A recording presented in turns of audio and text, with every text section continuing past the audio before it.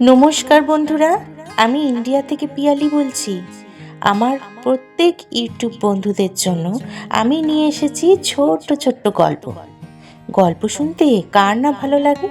আমারও ভালো লাগে, তোমাদেরও নিশ্চয়ই ভালো লাগে। আমার এই চ্যানেলে আমি শোনাবো ছোট্ট ছোট্ট নানা রকমের গল্প। তাহলে চলো আজকে শুরু করি নতুন একটা গল্প দিয়ে। আমার সাথে তোমরাও থেকো কিন্তু, কেমন? চলো।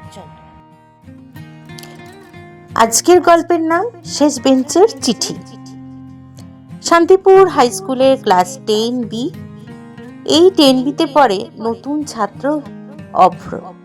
সে প্রথম এসছে নতুন এই ক্লাসে, কিন্তু সে ভীষণ চুপচাপ, বই পাগল আর একটু অস্বস্তিতে থাকা এক কিশোর।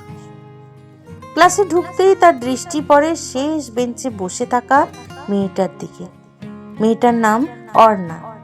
সবার কোলাহলের মাঝেও অর্ণার মুখে একটা নরম শান্তি আছে, যেন ওর চারপাশে নিজের আলাদা আলো ছিল।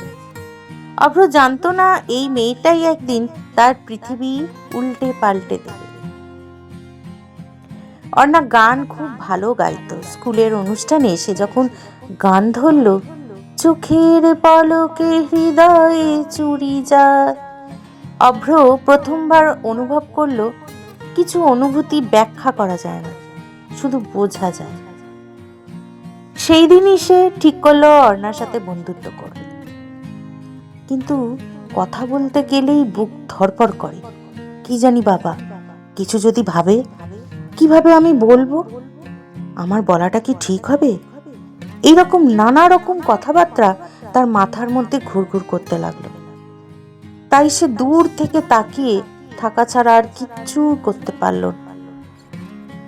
একদিন এই রকম পরিস্থিতির মধ্যে সে ঠিক করলো, না, কোনোভাবে তো একটা কিছু ভাবেই তার সাথে আমার কথা বলতে হবে।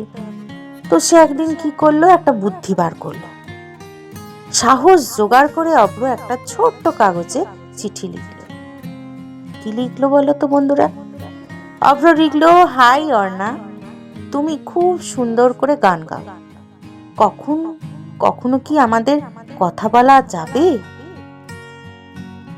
বিরতিতে সে অর্ণার শেষ বেঞ্চে গিয়ে কাগজটা গুজে রেখে দিয়ে এলো, চুপি চুপি, যাতে কেউ কোনো বন্ধুরা না দেখতে পারে। পরের দিন বেঞ্চে গিয়ে দেখলো অর্ণা একটা ভাঁজ করা চিঠি রেখে গেছে। কাগজ খুলে সে দেখলো তাতে অর্ণা লিখে রেখেছে, ধন্যবাদ অভ্র, তুমি এত লাজুক কেন? চলো আজকে ছুটির পর একটু কথা বলি। অভ্রর হৃদয় যেন বাতাসে ভেসে উঠল। উফ, অর্ণা আমাকে চিঠি লিখেছে!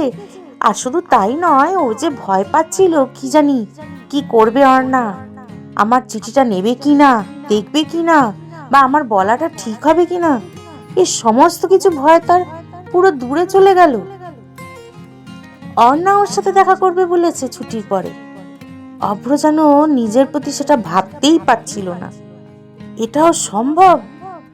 সেদিন স্কুল ছুটির পরে দুজনে স্কুল থেকে বেরিয়ে নদীর ধারে পথ ধরে হাঁটছিল।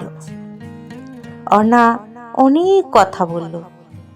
অভ্র যেমন ভেবেছিল যে অর্ণা আড়ষ্ট থাকবে বা কিছু বলবে না বা আমাকে বকাবকি করবে, এই সব ধারণা অর্ণবের ভেঙে গেল। তার ভয়, তার স্বপ্ন, তার গান, সব কিছু অর্ণা অভ্রকে বলতে লাগল। খুব কম কথা বলল অভ্র, কিন্তু প্রতিটি শব্দ মন দিয়ে শুনল। অর্ণার কি পছন্দ, অর্ণার কোনটা অপছন্দ, সব কিছু। যে দুজন একে অপরকে প্রায় চিনতই না, কয়েক মিনিটের হাঁটায় তারা যেন বহুদিনের বন্ধু হয়ে উঠল। যেন এখন দেখে মনেই হয় না যে এরা একে অপরকে একদম চিনতই না, যেন মনে হয় কত দিনের এদের মধ্যে চেনা পরিচিতি। শেষে অর্ণা হেসে বলল, তুমি কথা কম বলো, কিন্তু তোমার চুপটা খুব ভালো লাগে আমার। অভ্র প্রথমবার এমন করে হাসল, যেভাবে হয়তো সে কোনো দিন হাসেনি। তার মন খুব খুশি হতে লাগলো। দিনগুলো গড়িয়ে যেতে লাগলো। দুজনে মিলে পড়া, গান, খেলা সব কিছু আস্তে আস্তে করতে লাগলো। সব যেন আরো রঙিন হয়ে উঠল। আরে আরে দাঁড়াও, আমার গল্প কেমন লাগছে বন্ধুরা? অবশ্যই কিন্তু কমেন্ট করে জানিও। আর যদি ভালো লেগে থাকে তাহলে প্লিজ সাবস্ক্রাইব করে লাইক করে আমার পাশে থেকো। তাহলে চলো বাকি গল্পটা শুনিয়ে নেওয়া যাক। একদিন অভ্র আকাশের দিকে তাকিয়ে বলল, জানো, তুমি আসার পর মনে হয় আমার পৃথিবী একটু আলো পেয়েছে। আগে আমি কারুর সাথে সেভাবে মিশতে পারতাম না, কারুর সাথে কথাও বলতে পারতাম না। আজকে তোমার সাথে কথা বলে আমি সত্যি অনেক অনেক এগিয়ে গেছি। এতভাবে আমি নিজেকে তৈরি করতে পেরেছি যে তোমাকে বলে বোঝাতে পারবো না। আমার পৃথিবীটা অনেকটা বড় হয়ে গেছে তোমার আসার জন্য। অর্ণা লাজুক হেসে বলল, ধ্যাৎ পাগল, তোমার পৃথিবীর আলো হতে পারলে আমার খারাপ লাগবে কেন? মোটেও লাগবে না। সেদিন প্রথম অভ্র অনুভব করলো এটা হয়তো বন্ধুত্বের চেয়েও একটু হয়তো বেশি, কিছুটা তো বেশি। শেষ পরীক্ষা দিয়ে সবাই ব্যস্ত ফল নিয়ে কথা বলতে।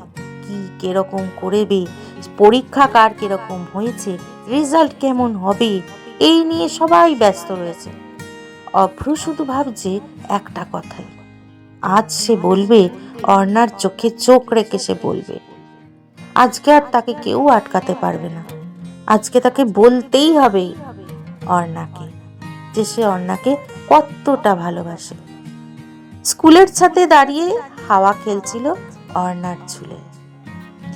এত সুন্দর মিষ্টি লাগছিল অর্ণাকে। অভ্র দূর থেকে সেটা দেখছিল। তারপরে সে আস্তে আস্তে অর্ণার কাছে গেল। অভ্র ধীরে বলল, অর্ণা, আমি তোমাকে খুব পছন্দ করি, মানে খুবই।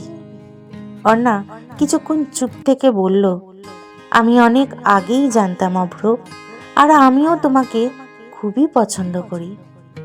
মুহূর্তটা খুব ছোট্ট, কিন্তু তাদের কাছে যেন সময় থমকে গেল।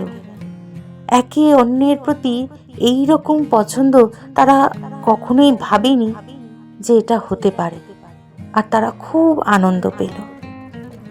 বছর পেরিয়ে গেল, কলেজে ভর্তি হলো দুজনেই। কিন্তু যখনই তারা স্মৃতিচারণ করে, অর্ণা হেসে বলে, আমাদের প্রেম শুরু হয়েছিল শেষ বেঞ্চ থেকে, তাই না? অভ্র হেসে উত্তর দেয়, আর সেই শেষ বেঞ্চিটাই আমার জীবনের সবচেয়ে প্রথম সুখের জায়গা। এইভাবেই শুরু হয়েছিল দুটি কিশোর হৃদয়ের মিষ্টি নরম নির্ভেজাল ভালোবাসার গল্প। আমার এই গল্প তোমাদের কেমন লাগলো বন্ধুরা? অবশ্যই কিন্তু কমেন্ট করে আমাকে জানিও। আমি এরকমই ছোট্ট ছোট্ট গল্প তোমাদের সামনে নিয়ে আসব। আজকের মতো তাহলে বিদায় নিই। চলে আসবো আবার আর একটা নতুন গল্প নিয়ে।